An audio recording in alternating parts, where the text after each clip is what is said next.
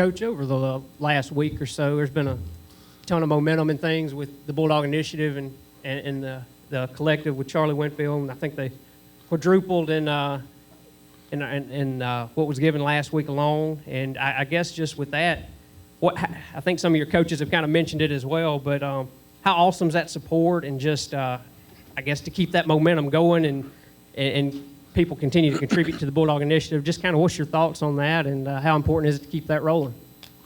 Well, I think that's outstanding. I think that, of course, Charlie does a great job. He's a smart guy and knows a little about everything and is good at organizing things. But it really took off in a huge fashion, and I think there's a lot of energy around Mississippi State in our program, and the biggest way that thing is to harness it.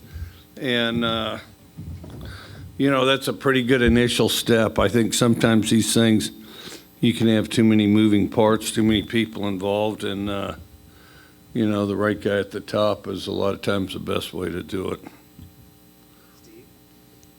Coach, Will told us in postgame about the touchdown play there to end the game. It appeared to be a check, went from a passing play to running play. Kind of how does that work for you? How much autonomy do you give him there? Is it like a formational thing? And how often do you see that happen? How often do you encourage it? He gets autonomy. He can check from goal line to goal line, and we teach that, and it's cultivated day one, so you have flexibility to attack and things like that. And then down there, they were kind of playing the game of, this many's in the tackle box, and the two guys on the edge sort of are.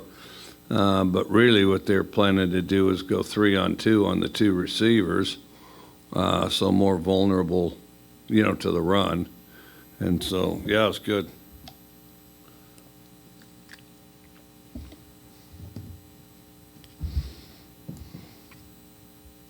Mike, you mentioned after the Alabama game that your receivers needed to work on their hands in the bye week that you guys had. I guess, what do you think of that group's performance against Auburn? I guess, how do you keep improving with 3 games left on the season?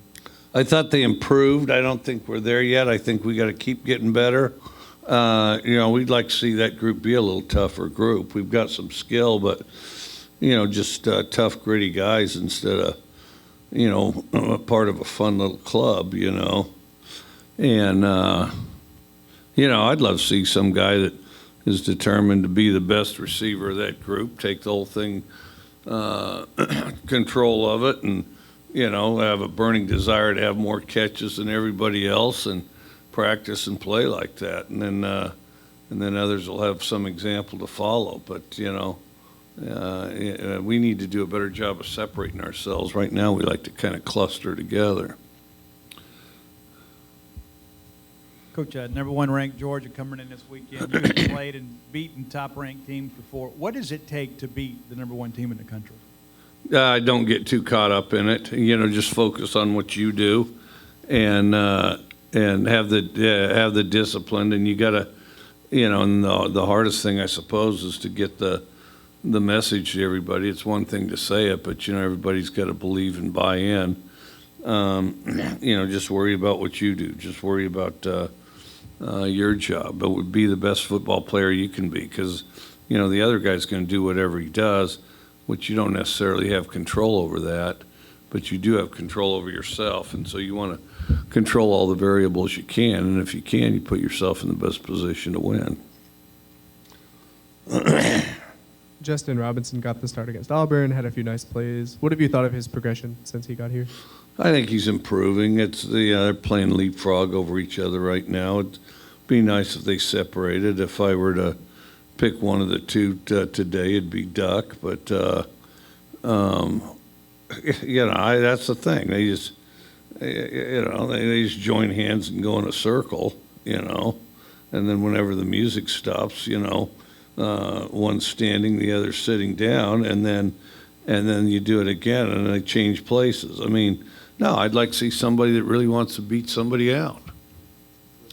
Coach, Georgia's defense had an outstanding weekend against Tennessee. How do you plan to overcome what they can do? What have you seen from them so far?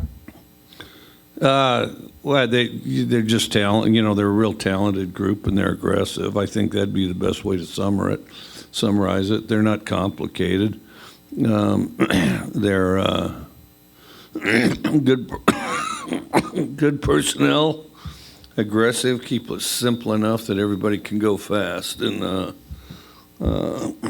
so that's what makes them tough. Kind of along those lines, you mentioned after the Bama game, you felt like maybe some of your guys were fearful, I guess, of the Alabama logo on the other side, I guess. What do you say to the guys? I guess, how do you implement, that they're not afraid of seeing Georgia on the other side now?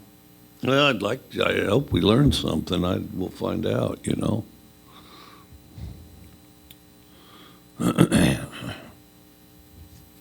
Coach, a couple years ago, you guys went to Georgia, I think, with 43 players. You had COVID and the opt-outs and things like that. I mean, what do you remember about the preparation for that week? And also, the players, you had a lot of freshmen in there that game and kept you in the ball game. And what do you remember about that game and leading up to that ball game?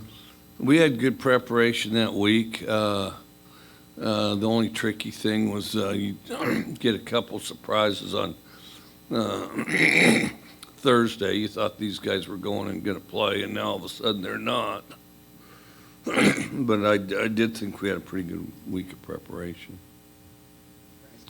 Coach Tulu had that 92-yard kickoff return. Are you surprised teams still kick it to him? Oh, well, I am and I'm not. I mean, everybody says don't kick it to him, but when you structure your cover team and your kicker and all that, some of that's easier said than done, But and then they tried not to, and they got one in the middle. And we kind of fought for it and took off with it. And here's the thing, because he could easily had more than just the one, because, he's had a bunch of them that could have gone back, but for some mishap, Coach, you've got a couple of former Mississippi State players on your staff, Tim Washington, Scott Lashley, Tavez Calhoun. How beneficial is it to have former players stay involved on your staff? Well, I think it's good. I mean, there's a lot of natural enthusiasm, and not everybody says, well, they know their way around. Like, that's so complicated. It's not very complicated. But just the general enthusiasm around the program, and they kind of share the heartbeat of a guy that came here to begin with, grew up with it, and I think that translates, and I think it's something important to translate. Coach, Georgia, obviously a great team. They're not ranked number one for nothing, but you guys had some success out there a couple years ago. How much does that help maybe not play the logo, but play the team, so maybe you don't have the issue that Stetson about, having the intimidation factor, I guess, of playing the mystique of a team like that? Well, I'm not sure. We'll see. But, they're a good quality team, and on their team in particular, not as much ours, on their team in particular, some of those guys weren't there for that game, so I'm not sure how much of an impact it'll have. What have you thought of Stetson Bennett's performance this year, and I guess how do you game plan defensively to try to slow down that offense? I think he's improved. I think he's kind of a tough, gritty guy, and I think he does a good job leading that unit and inspiring that unit. Back on the NIL subject, the NCAA releasing the schools to have a little more freedom on this. Do you yourself keep track of that, or do you have staff members who monitor it, or what can a coach do during a season to stay alert to what's happening with NIL? Yeah, yes, staff people keep an eye on it, and if something important surfaces, then they tell you. I mean, chasing that around every day is like an unworkable deal. I mean, it's just madness, and so you have to have somebody that keeps track of it. The only thing guaranteed is they're going to change it again, and then just follow it the best you can, and then eventually the dust settles, and they'll settle on some things for a while, and you try to identify that and react to that when that happens.